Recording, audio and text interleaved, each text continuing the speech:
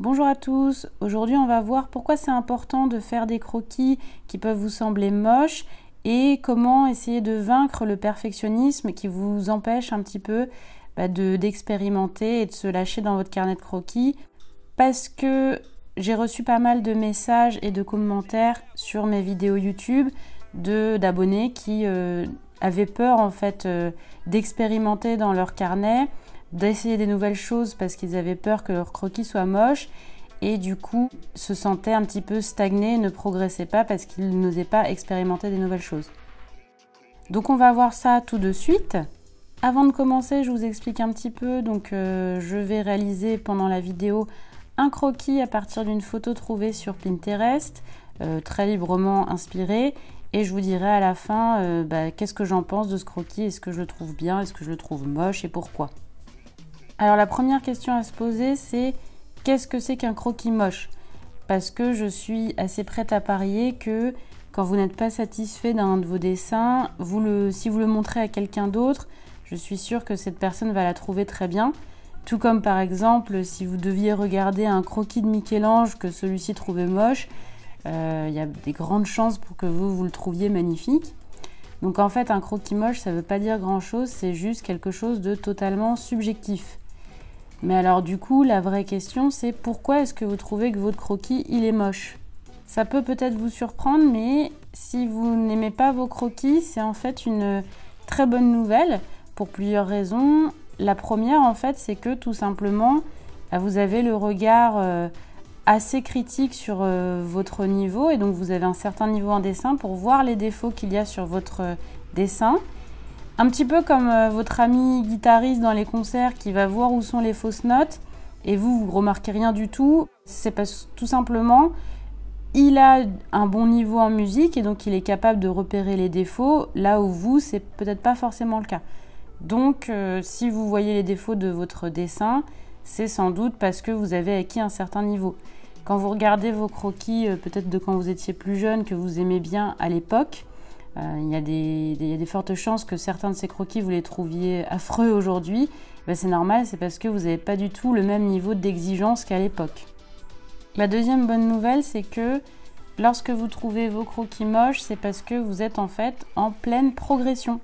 Et ça, alors autant vous y faire tout de suite, ça vous arrivera toute votre vie de ne pas être satisfait de certains croquis, parce que tout simplement, vous êtes amené à voir la différence entre votre niveau actuel, donc le croquis que vous venez de faire, et ce que vous imaginez dans la tête et ce que vous attendiez de vous-même. Et en fait, c'est cette différence-là qui fait que vous n'êtes pas satisfait par votre dessin.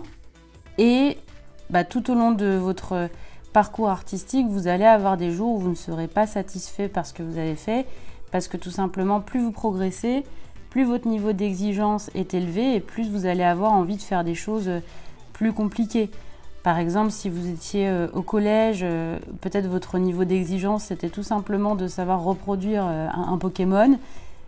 Et aujourd'hui, votre niveau d'exigence c'est de faire des scènes avec des couleurs correctes et les bons contrastes.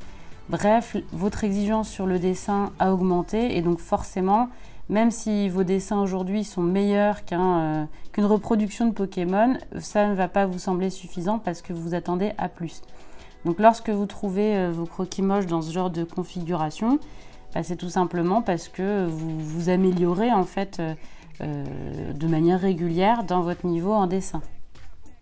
Alors du coup, comment accepter de bien vouloir faire des croquis qu'on risque de trouver moches?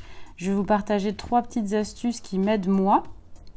La première, c'est de tenir un carnet de croquis spécial pour les croquis expérimentaux que vous n'êtes pas obligé de montrer, que vous pouvez garder uniquement pour vous.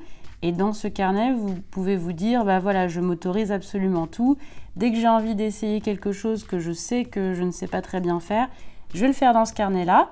Et il y a des fortes chances pour que ce soit moche, mais je le sais d'avance et donc je ne juge pas ce que je fais lorsque j'essaye des choses dessus.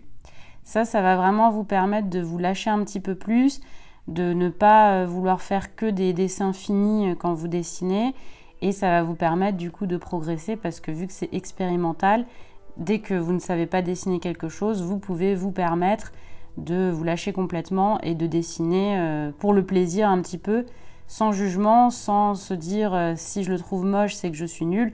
Non, c'est vraiment parce que vous êtes en train d'apprendre. La deuxième chose qui m'aide beaucoup, c'est de prendre un petit peu du recul sur les croquis que je fais en évitant de me juger.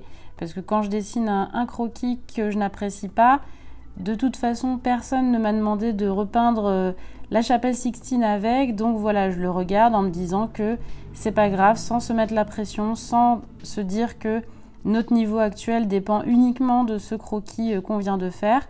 C'est pas du tout représentatif de ce que vous savez faire en art en général. Et donc, voilà, ne vous jugez pas trop sévèrement parce que vous ne le trouvez pas beau.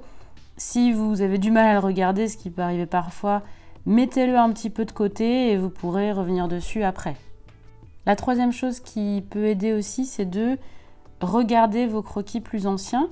Quand vous faites un croquis qui ne vous satisfait pas, n'hésitez pas à rouvrir vos anciens carnets ou reprendre vos anciens croquis et vous allez très vite voir en fait qu'il y a quand même une certaine progression à travers les années de votre niveau. Et ça va un petit peu adoucir le sentiment de trouver que votre croquis actuel est moche parce que il y a quand même des grandes chances que vous trouviez qu'il soit tout de même un petit peu mieux que vos croquis précédents. Et le quatrième point qui moi m'aide beaucoup, c'est de tirer parti en fait du croquis moche qu'on vient de faire en l'analysant. Pourquoi est-ce que vous le trouvez pas réussi? Quels sont les défauts de ce croquis? Essayez de bien analyser. Est-ce que c'est l'anatomie? Est-ce que c'est les couleurs? Est-ce que c'est le trait qui vous semble un petit peu maladroit? Est-ce que c'est la perspective des bâtiments? Voilà, il peut y avoir plein de raisons pour lesquelles vous trouvez que votre croquis n'est pas réussi.